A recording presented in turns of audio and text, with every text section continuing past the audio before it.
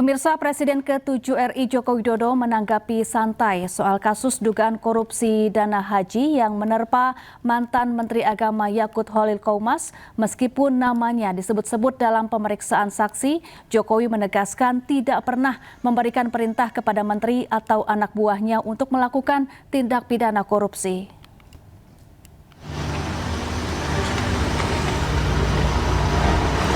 Jokowi menyatakan namanya kerap dikaitkan setiap kali ada kasus yang melibatkan menteri atau mantan menteri yang pernah menjabat di era pemerintahannya.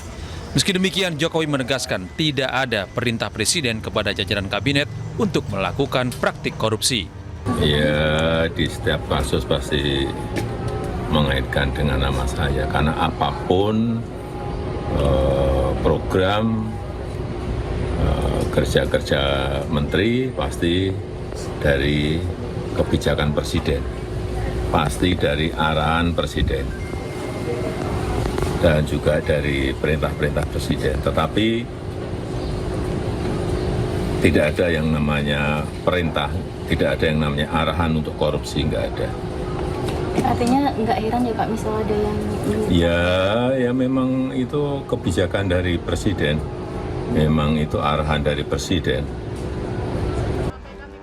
Sementara itu, Komisi Pemberantasan Korupsi terus melakukan penyidikan kasus dugaan korupsi terkait penentuan kuota dan penyelenggaraan ibadah haji di Kementerian Agama tahun 2023 hingga 2024. Dalam proses penyidikan tersebut, mantan Menteri Agama Yakut Khalil Qoumas dipanggil KPK untuk dimintai keterangan dalam kapasitasnya sebagai saksi.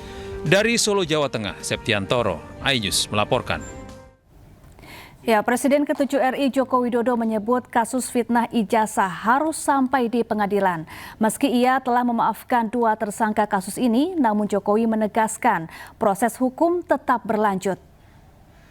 Pintu maaf selalu terbuka. Tapi sekali lagi, hal ini disampaikan Presiden ke-7 RI Jokowi di kediamannya di Solo, Jawa Tengah. Menurutnya, kasus pelaporan ijazah ke Polda Metro Jaya adalah urusan hukum.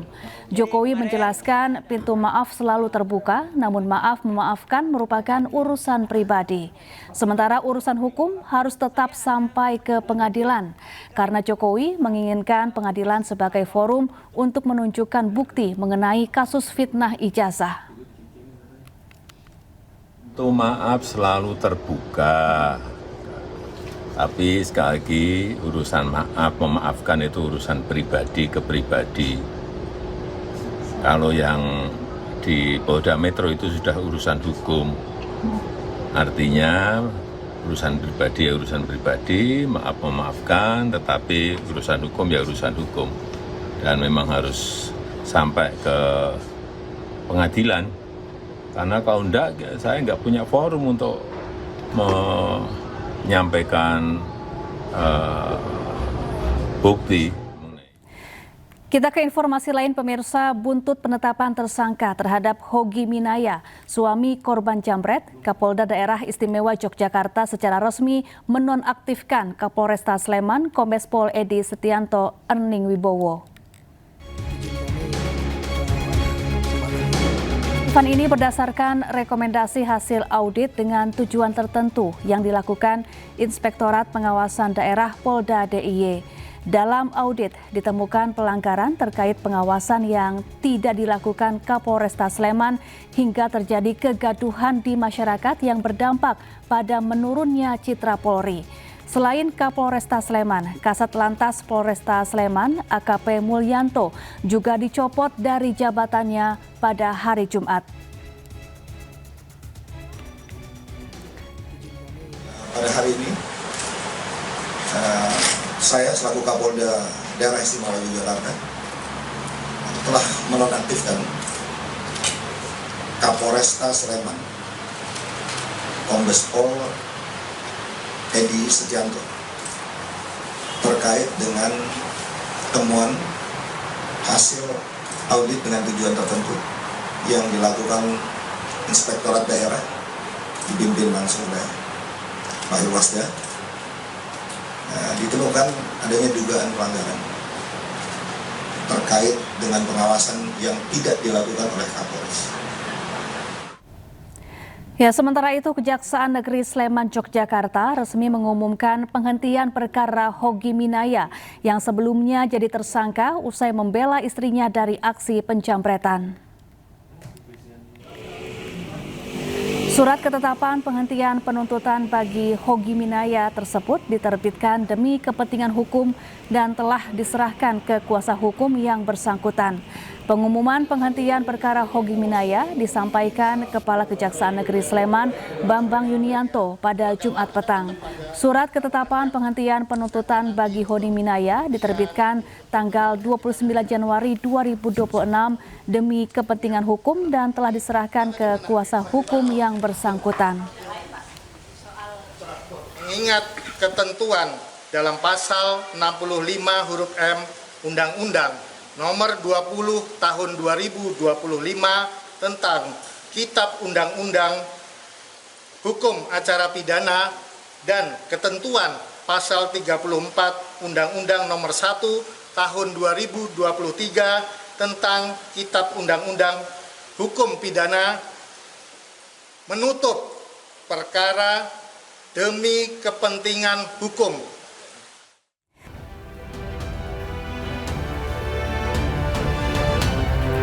Anda kembali di iNews Siang, pemirsa. Keterangan saksi yang dihadirkan aktor Almar Zoni membuat Hakim Pengadilan Negeri Jakarta Pusat terkejut. Dalam keterangannya, saksi membongkar informasi alur peredaran narkoba di Rutan Salemba.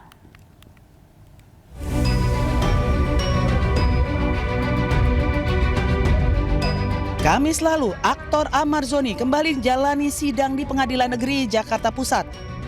Agenda kali ini mendengarkan keterangan saksi dari pihak Amar. Namun keterangan yang disampaikan saksi yang bernama Andri Setiawan Indra Kusuma itu membuat para hakim terkejut. Secara blak-blakan ia memberikan kesaksian terkait peredaran narkoba di Rutan Salemba. Dalam keterangannya, ia sudah bebas sejak tahun 2025 di bulan Mei dan menyatakan mengenal Almar Zoni. Tidak hanya itu, Andri juga mengakui sempat terlibat dalam jual beli barang haram tersebut. Mendengar keterangan tersebut, Hakim Ketua memperingatkan agar saksi berhati-hati dalam memberikan pernyataan. Bila dinilai keterangan palsu, maka saksi bisa kembali diseret ke dalam penjara. Pemirsa, Kejaksaan Agung menggeledah rumah mantan Menteri Lingkungan Hidup dan Kehutanan Siti Nurbaya Bakar terkait kasus alih fungsi lahan. Namun Kejaksaan Agung belum menjelaskan secara detail hasil penggeledahan tersebut.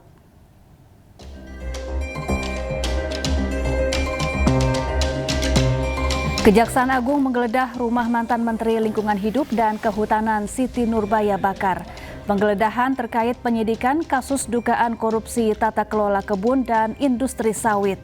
Siti Nurbaya merupakan Menteri Lingkungan Hidup dan Kehutanan selama 2 periode sejak tahun 2014 sampai dengan 2024. Tidak hanya rumah Siti Nurbaya, Kejaksaan Agung juga menggeledah sejumlah tempat, diantaranya sebuah rumah di Matraman, Jakarta Timur, sebuah tempat di Rawamangun, dan sebuah tempat di kawasan Bogor, Jawa Barat. Saya benarkan dulu, memang ada penggeledahan ya beberapa waktu lalu, itu di beberapa tempat, mungkin salah satunya di rumah yang disebutkan tadi. Ada beberapa yang nanya ke saya, apakah itu masalah tata kelola tambang. Itu bukan, itu adalah penyidikan tata kelola kebun dan industri sawit. Kalau penggeledahan itu kita akan mencari barang bukti dan alat bukti, jadi tidak harus diperiksa. Jadi suatu konteks yang berbeda di situ ya. Kita di sini ada. Mantan Menteri Agama Yakut Holil Qoumas penuhi panggilan Komisi Pemberantasan Korupsi. Yakut diperiksa sebagai saksi kasus dugaan korupsi kuota haji yang menjadikannya tersangka. Sedikit dulu sampai bisa disampaikan. Hari ini ada depan Mas. Masa berhenti sebentar. Lebih dari 4 jam Yakut menjalani pemeriksaan di KPK. Usai pemeriksaan, Yakut mengaku sudah menjawab sejumlah pertanyaan yang disampaikan penyidik.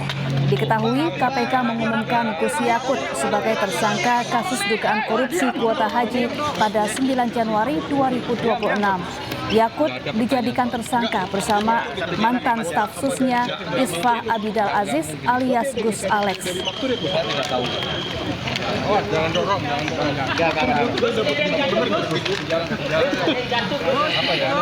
Dipanggil kembali Sambil jalan ya? Iya, sambil jalan aja. Ya, ayo sambil jalan. Untuk Sambil jalan. memberikan kesaksian atas saudara Isfah, gitu ya. Itu aja. Terkait kerugian negara ditanya dulu. Ya sebelum tahu, ya. Saya mohon izin ya. Saya mohon izin lewat ya, Mas. Mohon izin ya. Kemudian terkait dengan perkara haji, sepekan ini juga kami KPK bersama BPK fokus melakukan pemeriksaan khususnya untuk materi penghitungan kerugian keuangan negara. Termasuk hari ini KPK bersama BPK juga melakukan pemeriksaan terhadap saudara YCQ dengan materi yang memang masih fokus untuk penghitungan kerugian keuangan negara, sehingga pemeriksaan full dilakukan oleh kawan-kawan dari BPK. Dan pemeriksaan hari ini tentu untuk melengkapi, mendukung proses penyidikan dalam dugaan tindak pidana korupsi berkaitan dengan kuota haji yang penyelenggaraannya tahun 2023. Pemirsa, puncak peringatan hari lahir ke-100 Nahdlatul Ulama digelar di Istora Senayan, Jakarta kemarin pagi. Sejumlah menteri dan tokoh hadir, diantaranya Menko PMK Pratikno, Menteri Agama Nasaruddin Umar, Ketua MPR RI Ahmad Muzani, Ketua Umum PBNU Kiai Haji Yahya Khalil Stakuf, istri Presiden keempat RI Abdurrahman Wahid, Sinta Nuriyah Wahid juga hadir didampingi anaknya Alisa Wahid dan Yeni Wahid. Selain itu dihadiri juga perwakilan pengurus wilayah Nahdlatul Ulama dari 38 provinsi serta pengurus cabang Nahdlatul Ulama se-Indonesia yang jumlahnya mencapai 548 cabang. Acara dimulai dengan pelaksanaan Istighosah Kubro, Mahalul Qiyam, doa bersama dan rapat besar yang diikuti oleh seluruh jajaran pengurus Nahdlatul Ulama.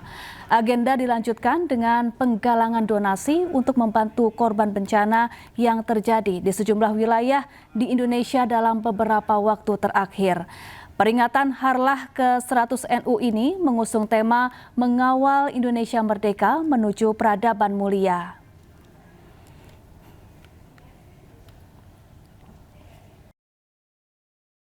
Pemirsa, dipastikan tidak ada unsur pidana. Polisi menghentikan penyelidikan kematian selebgram Lula Lava. Namun polisi beberkan temuan barang bukti tabung whipping atau nitrous oxide di kamar apartemen Lula.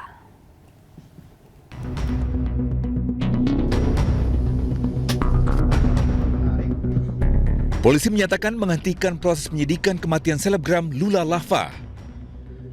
Polisi menegaskan tidak ada unsur pidana dalam kematian Lula.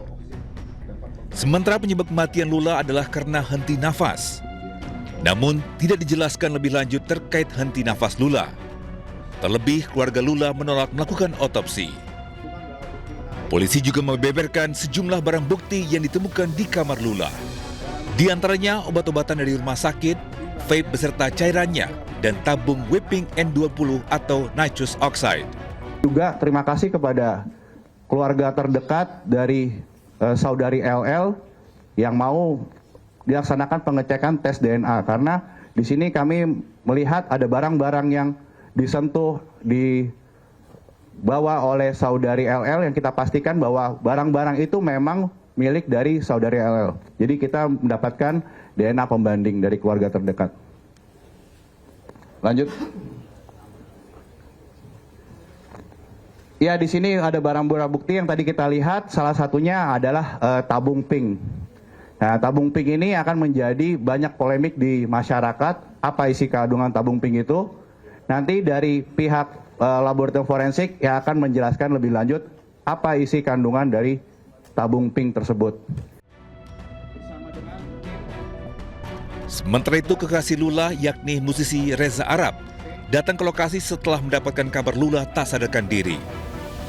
Reza yang datang bersama dokter pribadi berupaya memberi bantuan medis dan memastikan kondisi Lula.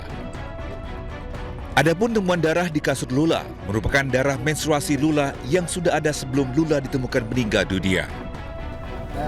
Sebelumnya, Lula Lava ditemukan tak bernyawa di kamar apartemennya di Kebayoran Lama, Jakarta Selatan pada Jumat malam 23 Januari 2026 lalu. Jenazah Lula kemudian dimakamkan di TPU Rawa Terate, Jakarta Timur. Tim Liputan iNews melaporkan. Ya, Kasubdit Narkoba menyebut penggunaan nitrogen oksida atau gas tawa untuk hiburan, termasuk penyalahgunaan obat.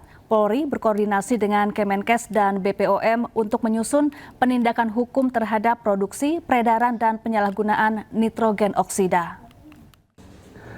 Pemahaman penggunaan gas N2O dalam tabung whipping sering disalahpahami, seperti aman karena digunakan di dunia medis, tidak menyebabkan ketergantungan, atau efeknya singkat sehingga tidak berbahaya. Pemahaman tersebut keliru dan berisiko tinggi dikarenakan penggunaan gas NO2 dapat menimbulkan risiko terhadap tubuh seperti hipoksia, kemudian ropati, kemudian frostbite, kemudian defisiensi vitamin B12 dan lain-lain. Barreskrim Polri melalui Direktorat Tindak Pidana Narkoba terus melakukan komunikasi secara intensif dengan instansi terkait, yaitu Kemenkes, kemudian Badan POM, untuk menyusun formulasi penindakan hukum yang tepat terhadap produksi, peredaran, dan penyalahgunaan nitrogen oksida atau N2O, sehingga penerapan Undang-Undang Kesehatan Nomor 17 Tahun 2023 dapat kita lakukan secara tepat.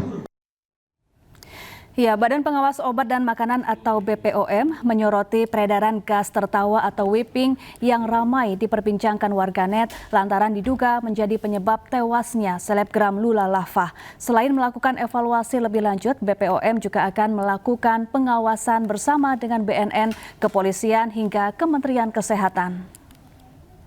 Kita sudah evaluasi itu whipping. Whipping ini termasuk kita akan arahkan ada dua. Karena dia memberikan efek euforia, efek ketergantungan, minimal ketergantungan psikologis ya. Whipping itu kan kandungannya adalah nitrit oxide, N2O. N2O ini memberikan efek bisa rileks dan seterusnya. Tapi dampaknya dalam fase kualitas dan kapasitas tertentu dalam sistem darah kita, dia menimbulkan ketergantungan. Dan dampaknya walaupun masih dievaluasi sekarang, tapi saya kira salah satu influencer yang meninggal itu salah satunya faktor itu. Karena pada saat nitrit oksigennya menurun, oksigennya terkoneksinya berkurang, terjadi iskemia. Iskemia itu orang akan merasa kesakitan. Dan akibat dari rasa sakit dan nyeri itu, ujung-ujungnya kan bisa meninggal.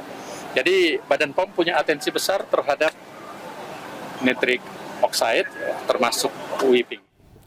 Ya, untuk mengetahui terkait penyalahgunaan gas tertawa atau nitrous oxide ini sudah bergabung melalui sambungan Zoom ada Dr. Fardian Mahardika, dokter spesialis penyakit dalam di Rumah Sakit Abdi Waluyo, Menteng, Jakarta Pusat. Selamat siang, Dr. Fardian. Selamat siang, Mbak. Ya, dokter, sebelumnya mohon dijelaskan terkait gas nitrous oxide ini dan biasanya difungsikan untuk apa saja sih, Dok? Oke, kalau misalnya kita ngomong masalah whipped cream tadi ya, modern, pada dasarnya memang whipped creamnya itu adalah satu kondisi atau satu produk krim atau bulu, susu dan juga gula dan juga perisa. Yang berbahaya adalah terkait dengan gas propelannya atau untuk mendorong krim ini untuk keluar dan juga membentuk tekstur yang berbusa. Nah, nitrous oxide sendiri atau N2O ini memang digunakan luas di dunia kuliner dan memang relatif stabil, larut lemak dan juga membantu untuk membuat foam yang halus tadi. Di dunia medis sendiri, kalau kita ngomongin masalah nitrous oxide atau N2O ini sudah digunakan sejak abad 18, Mbak. Digunakan untuk analgesia dan juga sedasi pada dasarnya, untuk anestesi. Nah, permasalahannya adalah ketika N2O ini digunakan atau disalahgunakan untuk hal-hal yang bersifat rekreasional atau nge-fly. Nah, seperti yang tadi sudah dijelaskan bahwa ternyata ketika kita menghirup N2O atau nitrous oxide tadi, dia akan memodulasi sistem saraf kita. Dia memodulasi reseptor NMDA dan akan memunculkan efek yang mungkin tadi sudah dijelaskan. Euforia, cekikikan, rasa melayang. Bahkan kalau semisal dosisnya ini ditingkatkan, pada beberapa kasus itu sampai menyebabkan kondisi depresi sampai ide untuk bunuh diri. Seperti itu. Nah, bahayanya sendiri memang seperti yang sudah tadi dijelaskan dibagi menjadi akut dan juga kronik. Akut ini hitungannya menit sampai jam. Dan ini yang bisa fatal.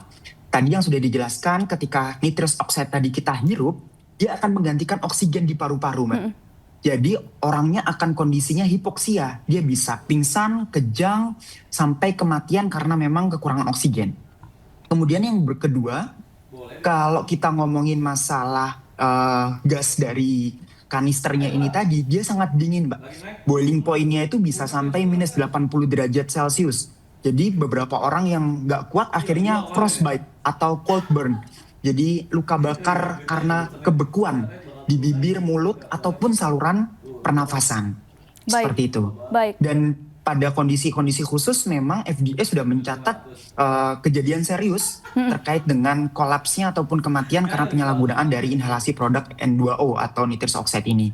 Kalau kronik tadi sudah sempat dibahas juga terkait dengan defisiensi vitamin B12 karena pada dasarnya nitrous oxide ini bisa menginaktifikasi vitamin B12 secara fungsional. Jadi pada kasus penggunaan jangka panjang orang-orangnya biasanya akan menyebabkan neuropati, kesemutan, baal, rasa terbakar, kemudian gangguan jalan ataupun keseimbangan, kemudian bisa juga menyebabkan gangguan darah atau misalnya contoh megaloblastik karena kondisi ini.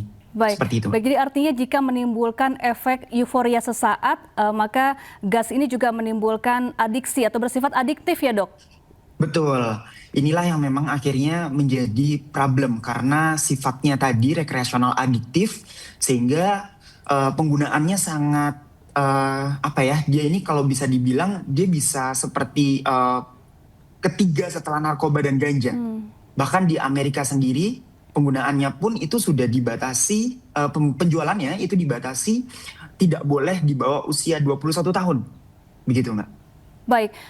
Tadi dokter sudah menjelaskan seperti apa saja bahaya dari penggunaan nitrous oxide ini. Lalu sebagai orang-orang terdekat, bagaimana kita bisa melihat ciri-ciri seseorang yang telah kecanduan menggunakan gas tawa ini, Dok? Oke. Jadi setuju, nitrous oxide ini disebut dengan laughing gas atau gas tawa. Jadi gejala yang paling kita bisa lihat adalah ketika efek high-nya muncul.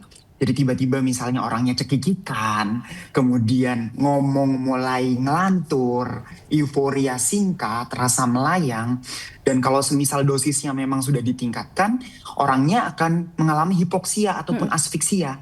Jadi biasanya orangnya pingsan, kebiruan di bibir, di tangan, seperti itu, Mbak. Baik, lalu terakhir Dok, imbauan untuk masyarakat agar tidak ikut-ikutan gitu menggunakan gas tawa ini untuk kesenangan semata dan juga kepada otoritas terkait untuk kemudian menekan penjualan bebas gas tawa ini. Oke, good. Very good. Jadi pada dasarnya whipped cream itu adalah makanan, sebagai bahan makanan itu bukan isu utamanya menurut saya. Yang berbahaya adalah penyalahgunaan gas nitrous oxide dari charger ataupun kanister yang memang seharusnya diatur regulasinya. Pada dasarnya yang pertama adalah orang tua. Apapun dapur itu sangat penting. Peran orang tua untuk mengkontrol dan mengawasi terkait dengan penggunaan whipped cream untuk anak-anaknya itu harus lebih ketat. Jadi jangan biarkan whipped cream itu bisa terakses dengan anak sebegitu mudahnya. Itu yang pertama. Kemudian yang kedua, seperti yang sudah Mbak tadi jelaskan terkait dengan policy. Regulasi memang harusnya sudah mulai ditetapkan oleh pemerintah, terutama dari BPOM mungkin. Jadi mungkin kita bisa mengacu pada Amerika di mana memang penjualannya tidak dijual secara bebas pada usia di bawah 21 tahun. Seperti itu. Jadi regulasi yang bersifat policy ini akan menurunkan misuse ataupun abuse dari nitrous oxide dan juga whipped cream ini. Baik, terima kasih Dr. Fardian Mahardika telah bergabung bersama kami di iNews Siang. Selamat beraktivitas kembali dan salam sehat selalu. Kita ke informasi lain, pemirsa. Memasuki hari ke-7 pencarian korban longsor di Desa Pasir Langu, Cisarua, Bandung Barat. 14 personel ditambahkan untuk mempercepat proses evakuasi.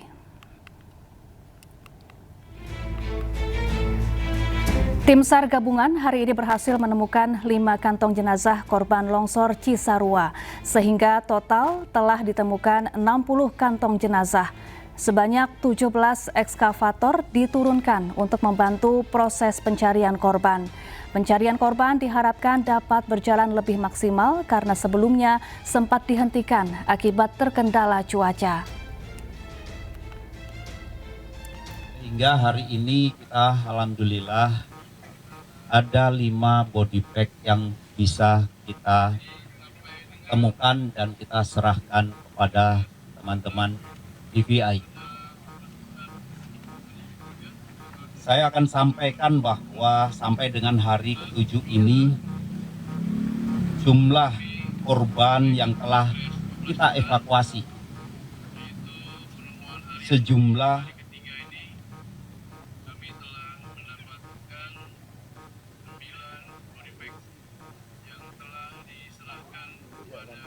sejumlah 60 body bag. Jadi hari ini telah ditemukan 5 body bag, sehingga total warga atau yang masih harus kita cari dari laporan awal jumlah. Ya, untuk mengetahui informasi terkini pencarian korban longsor di Bandung Barat, sudah ada jurnalis iNews Naura Syafikah di kawasan Cisarua, Bandung Barat. Selamat siang, Naura. Apakah hari ini ada lagi korban yang sudah berhasil ditemukan di sana?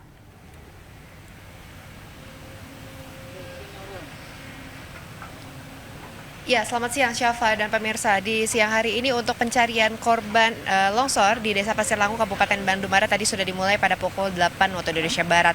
Dan tadi kami melihat secara langsung proses evakuasi, baru saja menemukan 1 kantung jenazah di pagi hari ini dan juga sudah langsung dievakuasi menuju ke ambulans dan diserahkan ke Puskesmas Desa Pasir Langu untuk dilakukan identifikasi. Jadi kalau misalnya kita total dari hari pertama hingga di hari ke-8 kemarin ini disebutkan ada 60 kantung jenazah yang berasal dievakuasi. Dengan tambahan di hari ini, di pagi hari tadi ada 1 sehingga ada 61, namun kita masih memastikan pasti nanti di sore hari apakah akan ada tambahan lainnya. Dan 44 diantaranya dari kantong jenazah tersebut sudah berhasil diidentifikasi dan juga sudah diserahkan kepada pihak keluarga. Dan saat ini saya melaporkan dari zona ataupun sektor A1, di mana pada pagi hari ini tadi dari tim SAR gabungan sudah melakukan evakuasi dibantu dengan adanya eskavator, sejumlah 17 eskavator dari ukuran besar dan juga ukuran kecil. Dan tim SAR gabungan ini setiap harinya banyak sekali untuk personilnya yang turun, dan kami mendapatkan informasi juga bahwa memang terkait dengan tanggap darurat bencana ini 14 hari, sehingga untuk pencarian korban ini akan diteruskan mengikuti ataupun juga dari tanggap darurat bencana, sehingga akan ada penambahan 14 personil lainnya. Jadi kalau misalnya di total setiap harinya itu ada 3.000 tim SAR gabungan yang turun ke lapangan untuk mencari korban yang masih sekiranya tertimbun di dalam tanah. Dan memang kalau misalnya dari kemarin ini beberapa hal yang menjadi penghambat dari tim SAR gabungan untuk mencari korban itu adalah salah satunya faktor cuaca yang buruk. Dan memang kemarin sempat turun hujan beberapa kali, namun di hari ini untuk cuaca bisa kita katakan cukup cerah dan sangat membantu sekali, sehingga untuk tim SAR gabungan ini sudah mulai langsung melakukan evakuasi korban dan menitikan di mana sekiranya di mana jenazah yang masih tertimbun di dalam tanah. Dan juga ada bantuan dari K9, sekiranya ada 22 K9 yang diturunkan di beberapa sektor, dibagi menjadi sektor A1, A2, A3, kemudian ada sektor C1, C2, dan juga sektor B. Nah, memang kemarin kami sempat melihat secara langsung juga, Syafa dan pemirsa, bagaimana di sektor A2 dan A3. Namun memang di lokasi tersebut ini untuk sinyal sedikit kurang bagus, sehingga kami harus melaporkan secara langsung dari zona A1 yang sinyalnya lebih memadai di sini. Dan kalau misalnya kami gambarkan dari zona A2 itu memang lokasinya sedikit lebih dekat dengan mahkota longsor. Jadi di situ Banyak juga untuk korban ataupun kantong jenazah yang berhasil dievakuasi, dan lokasinya ataupun gambaran situasinya sama persis seperti ini. Tim SAR gabungan juga sudah menitikan beberapa titik di zona A2 untuk mereka gali menggunakan eskavator, mengangkat material-material yang lumayan besar seperti dari runtuhan rumah, kemudian juga dari batangan pohon yang ukurannya besar, dan mereka harus menggergaji hal tersebut. Dan juga pastinya dari warga pun ataupun dari keluarga yang berada di pengungsian ini berharap sekali untuk tim SAR gabungan segera bisa menemukan jiwa yang masih hilang yang ada di Desa Pasir Lango ini. Sementara itu, Syafa. Baik, terima kasih Naura Syafikah langsung dari Bandung Barat, Jawa Barat. Kita ke informasi lain pemirsa, setelah Direktur Utama BEI, Ketua Dewan Komisioner OJK Mahendra Siregar juga resmi mengundurkan diri. Pengunduran diri dipicu rontoknya IHSG.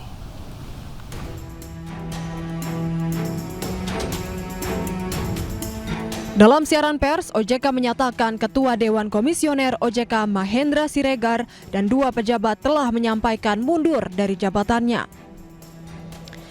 Selain Ketua Dewan Komisioner, Kepala Eksekutif Pengawas Pasar Modal, Keuangan Derivatif dan Bursa Karbon OJK, Inarno Jayadi, dan Deputi Komisioner Pengawas Emiten Transaksi Efek Pemeriksaan Khusus Keuangan Derivatif dan Bursa Karbon, Aditya Jayantara, juga mundur dari jabatannya.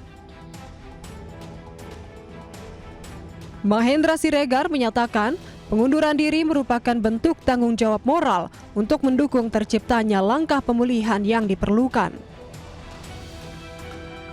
OJK menegaskan proses pengunduran diri ini tidak memengaruhi pelaksanaan tugas, fungsi dan kewenangan OJK dalam mengatur, mengawasi serta menjaga stabilitas sektor jasa keuangan secara nasional.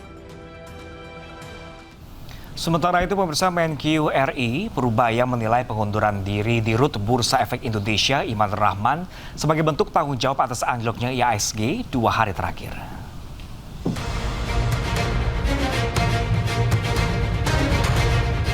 Menteri Keuangan RI Purbaya Yudi Sadewa menekankan tidak ada dampak apapun terkait pengunduran diri Iman Rahman sebagai Direktur Utama Bursa Efek Indonesia. Menurut Purbaya, pengunduran diri tersebut merupakan bentuk tanggung jawab Iman Rahman menyusul runtuhnya IHSG 2 hari terakhir. Iman pun dianggap memiliki kesalahan fatal, yakni tidak menindaklanjuti laporan dari Morgan Stanley Capital International, MSCI, hingga membuat runtuhnya IHSG. Harapan saya itu, saya pikir sih positif sebagai bentuk tanggung jawab dia terhadap masalah yang timbul di bursa kemarin, karena dia kan tidak memfollow up masukan atau pertanyaan dari MSCI. Itu kesalahan yang fatal di situ, sehingga kita mengalami koreksi yang dalam kemarin. Dan kalau nggak cepat dibetulin kan bisa mengganggu yang lain-lain, yang nggak punya ekonomi yang nggak stabil. Padahal kan saya perbaiki ekonomi dengan sungguh-sungguh. Sebelumnya IHSG dibuka menguat hingga lebih dari 1% di posisi 8.321. Tak hanya itu, mayoritas saham mencatatkan penguatan. Meski demikian, Direktur Utama Bursa Efek Indonesia Iman Rahman mengundurkan diri. Saya sebagai Direktur dan Utama Bursa Efek Indonesia dan sebagai bentuk tanggung jawab saya terhadap apa yang terjadi 2 hari kemarin menyatakan mengundurkan diri sebagai Direktur Utama Bursa Efek Indonesia. Saya berharap ini yang terbaik buat pasar modal. Semoga dengan pengunduran diri saya ini pasar modal kita jadi lebih baik. Terkait hal tersebut, Purbaya kembali menekankan bahwa pengunduran diri di Rut BI merupakan sinyal positif bagi orang yang mengerti pasar modal. Dari Tim Liputan, iNews melaporkan. Kita beralih ke informasi lain, pemirsa. Satuan Polisi Lalu Lintas Polres Metro Tangerang Kota mulai menutup akses jalan di Tangerang yang dijadikan sebagai lokasi syuting film Lisa Blackpink. Warga pun mulai mendatangi lokasi syuting.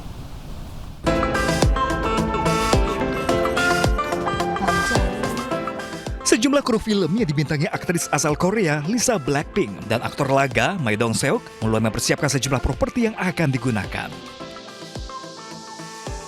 Polisi pun mulai lakukan rekayasa lalu lintas di sekitar lokasi syuting dengan menutup seluruh akses jalan menuju pintu air dan mengarahkan pengguna jalan melewati looping Sangego menuju jembatan pintu air 10.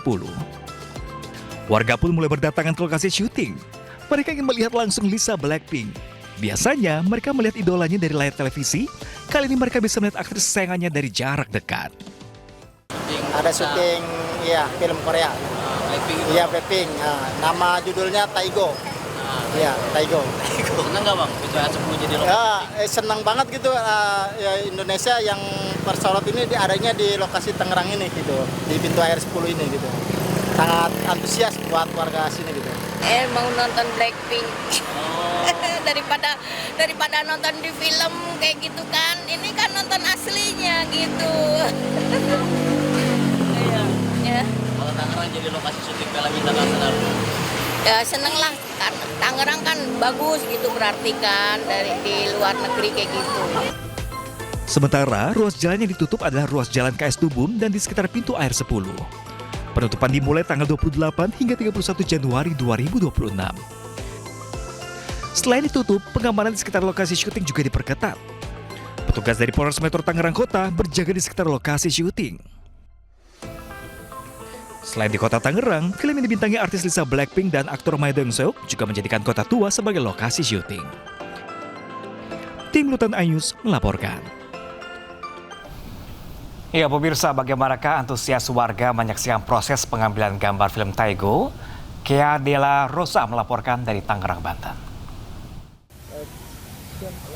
Pemirsa, saat ini saya sedang berada di kawasan Kota Tangerang dan bersama dengan masyarakat yang antusias untuk menyaksikan secara langsung proses dari syuting film internasional, yakni film Extraction Taigo yang dibintangi oleh Lisa Blackpink dan juga aktor Korea lainnya. Dan sejak tanggal 28 Januari hingga 31 Januari, Kota Tangerang dan juga Kota Jakarta menjadi lokasi syuting film internasional yaitu film Taigo. Dan tentunya kita ingin mengetahui bagaimana antusiasme dari warga Tangerang yang saat ini sedang berada di belakang saya untuk menyaksikan secara langsung proses syuting dari film Taigo ini. Halo Ibu, selamat siang Ibu. Bagaimana antusiasmenya nih Bu untuk melihat proses syutingnya Bu? Senang banget, saya udah 2 hari dari kemarin ya. Sebagai warga Tangerang saya bangga banget ternyata bisa masuk ke film internasional. Nah, memang pemirsa, untuk warga yang ada di Tangerang dan ingin menyaksikan secara langsung tentunya tidak bisa karena ada penjagaan dari polisi dan juga petugas untuk tetap menjaga kenyamanan dan juga kelancaran dari proses syuting yang diadakan di Kota Tangerang dan Kota Jakarta ini.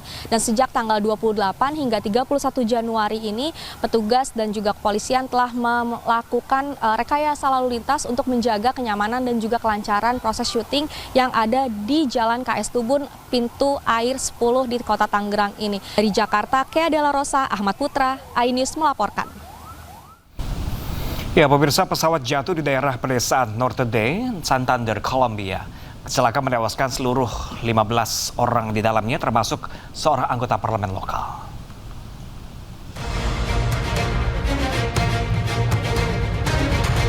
Tim penyelamat terus membersihkan puing-puing dari kecelakaan pesawat di Playa de Belen pada hari Kamis yang menewaskan 15 orang. Warga setempat pun secara sukarela membantu upaya tersebut.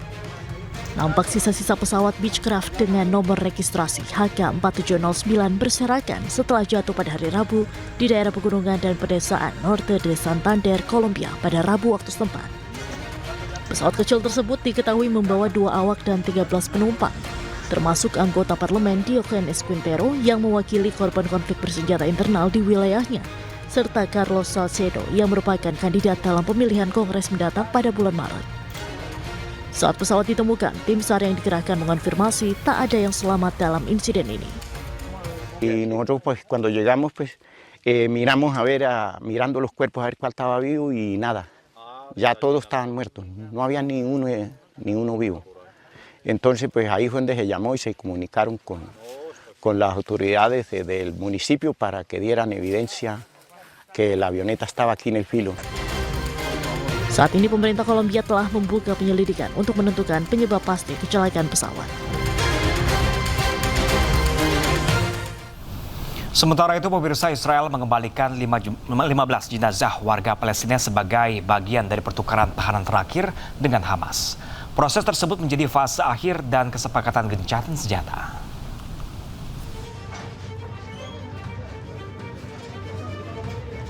Tim forensik di Kompleks Medis Al-Shifa di kota Gaza memulai prosedur untuk mengidentifikasi 15 jenazah yang diserahkan Israel melalui Komite Palang Merah Internasional. Pertukaran jenazah ini menjadi fase akhir dari kesepakatan gencatan senjata yang difasilitasi Amerika Serikat dan disepakati pada Oktober lalu. Para keluarga korban menunggu di luar kamar mayat dan mencari orang yang mereka cintai. الليله حكوا لنا في جثث بدهم يسلموهم 15 جثه وجينا نتعرف يعني انت عارف ايش قلب الاخت انا فقدت امي وفقدت ابويا فقدت اخويا فقدت نسوان اخوتي وهذا اخويا المفقود لا احنا عارفينه اسير ولا عارفينه شهيد فقدنا مرته حامل كانت الله يرحمها واستشهدت بنته بده الواحد يطمن يعني انه يعرف هل هو اسير او شهيد. منذ يوم امس وصلنا 15 جثمان من الجانب الاسرائيلي عبر اللجنه الدوليه للصليب الاحمر وقمنا بتطبيق بروتوكول الاستلام المعروف عليه والمتعارف عليه. منذ صبيحة اليوم بدأنا عملية التوثيق والاستعراف لهذه الجثمين. تقوم فرق متخصصة من الطب الشرعي والأدلة الجنائية بالمعاينة الدقيقة لهذه الجثمين والفحص الدقيق لها في محاولة لاستخلاص أي إشارة أي دليل أي قرينة نستند عليها في المرحلة التالية ومرحلة الاستعراف وتمكين الأهالي من التعرف على ذويهم. Jenazah 15 warga Palestina diserahkan kepada Kementerian Kesehatan Gaza dan dibawa ke Rumah Sakit Shifa di Gaza City. Jumlah ini sesuai dengan kesepakatan, di mana Israel mengembalikan jenazah sebanyak 15 orang untuk setiap sandera Israel yang berhasil direpatriasi.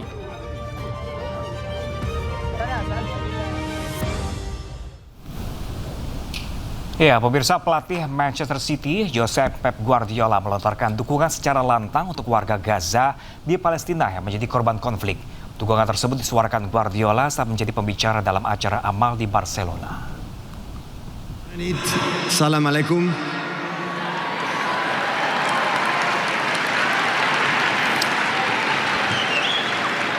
Wah, quin goig.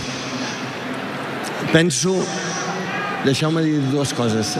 Penso que pensem quan veig un nen en aquests 2 darrers anys amb aquestes imatges per la social media, per la televisió, gravant-se ell mateix, implorant on està la seva mare que està enderrocada sobre les runes i encara ell no ho sap, i sempre penso què deuen pensar. I penso que els hem deixat sols, abandonats. Sempre penso que deu dient on esteu, veniu a ajudar-nos. I fins ara encara no. Ya, pemirsa, sebanyak 91 WNI korban penipuan di Myanmar dipulangkan ke tanah air. Mereka diiming-imingi gaji besar untuk bekerja pada sektor online scam.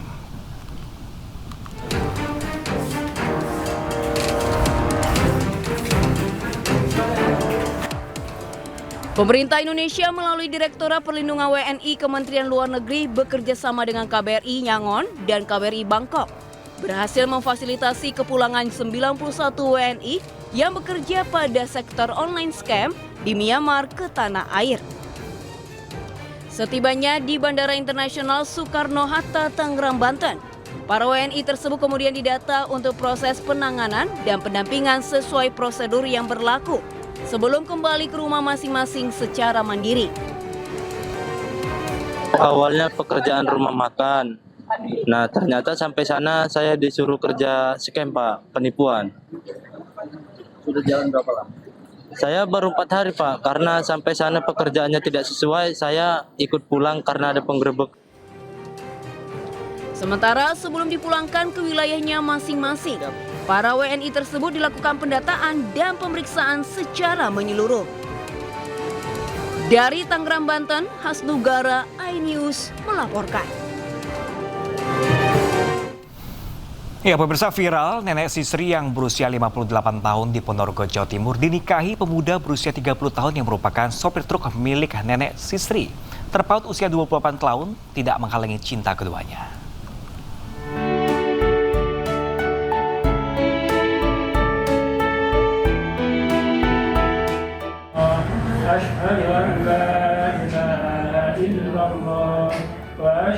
Kami nikahkan Ahmad Suryatna.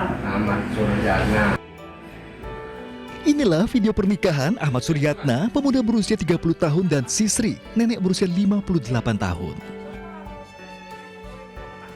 Pernikahan selisih umur 28 tahun ini berlangsung di kantor urusan agama, Kecamatan Jenangan Ponorogo hari Rabu kemarin. Video ini pun viral di media sosial. Kisah cinta beda usia ini berawal saat Ahmad bekerja menjadi supir truk milik Sisri, nenek 2 cucu yang telah menjanda. Karena sering berdua, sang sopir jatuh cinta. Akhirnya keduanya menikah siri. Setelah 4 tahun menikah siri, keduanya pun menikah resmi di KUA Kecamatan Jenangan Ponorogo. Waktu itu janda, Mas. Nah, pas itu saya ini, Ahmad ini ikut saya terus pulang nggak maunya Ahmad apa, mau berkawin dengan saya. Apakah kamu sudah bertanggung jawabnya, sudah siap? Sudah, katanya. Bisa ngumpanin saya, boleh. Terus saya uji coba sudah 4 tahun, ternyata Ahmad ini betul-betul dia tanggung jawab. Ya kaget, Mas. Loh kok tiba-tiba hatinya nurani gitu. Sang suami mengaku jatuh cinta pada Sisri karena perilakunya yang baik. Hingga berani melamar dan menikah meski terpaut usia lebih tua. Matang Bu ya? Udah 3 tahun. 3 tahun bekerja di sini, terus tiba-tiba muncul rasa sayang gitu ya? Iya. Apa yang membuat Mas jatuh cinta sama istrinya ini apa Mas? Orangnya kayak gimana? Orangnya ya baik. Cantik. Suka membantu orang tua saya. Perhatian juga? Perhatian. Kini keduanya menjalani hidup sebagai suami istri sah. Keduanya pun nampak bahagia. Dari Ponorogo, Jawa Timur, Ahmad Subeki, iNews melaporkan. Ya, pemirsa, viral komplotan spesialis pencuri ban mobil beraksi di Cilandak, Jakarta Selatan. Tak tanggung-tanggung, pelaku tidak menyisakan satupun roda ban beserta velgnya.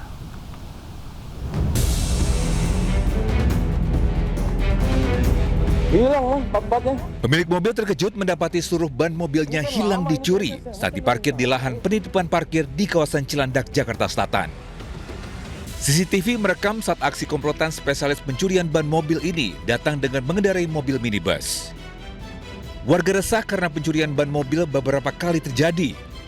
Ini lagi marak ya Bang, di setiap parkiran ada 1 mobil, 2 mobil yang hilang dari madrasah, dari Radio Dalam sampai Bahari. Warga berharap polisi rutin melakukan patroli. Dari Jakarta Selatan, Den Helmi Sajangbati, iNews melaporkan. Ya, pemirsa, mengisi waktu akhir pekan, kawasan Blok M Jakarta Selatan kembali jadi pilihan warga untuk berwisata kuliner. Salah satunya dengan hadirnya Korea and Japan Food Festival 2026 yang menyajikan beragam kuliner khas Asia Timur.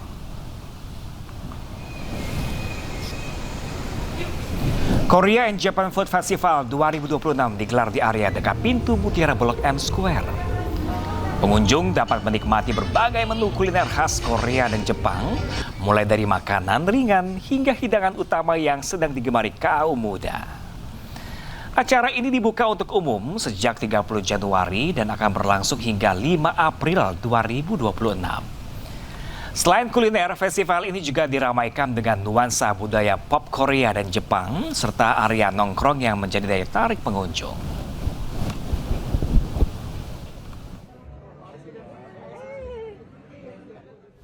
Ya, pemirsa, seperti apakah keramaian festival kuliner Jepang dan Korea di Blok M Jakarta Selatan saat ini, pemirsa? Kita tanyakan langsung ke jurnalis iNews, ada Hendry Aprila di sana.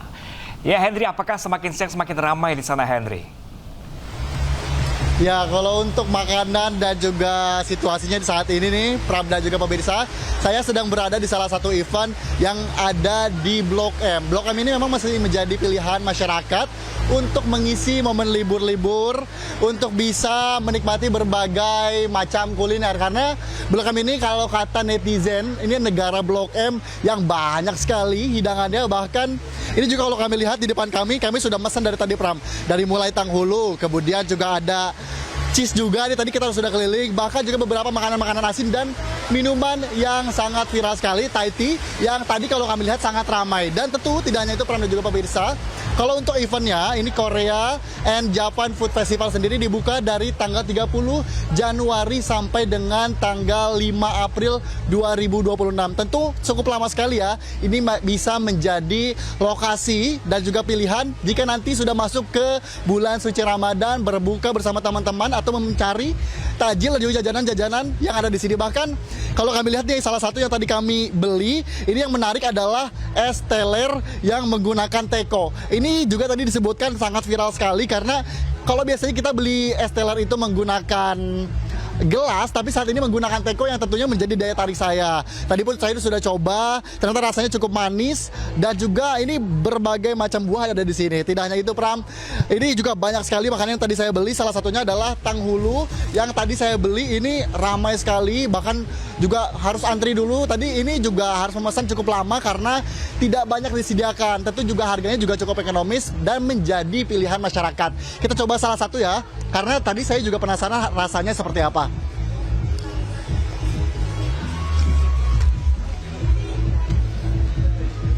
Ini cukup enak, Pram dan juga pemirsa.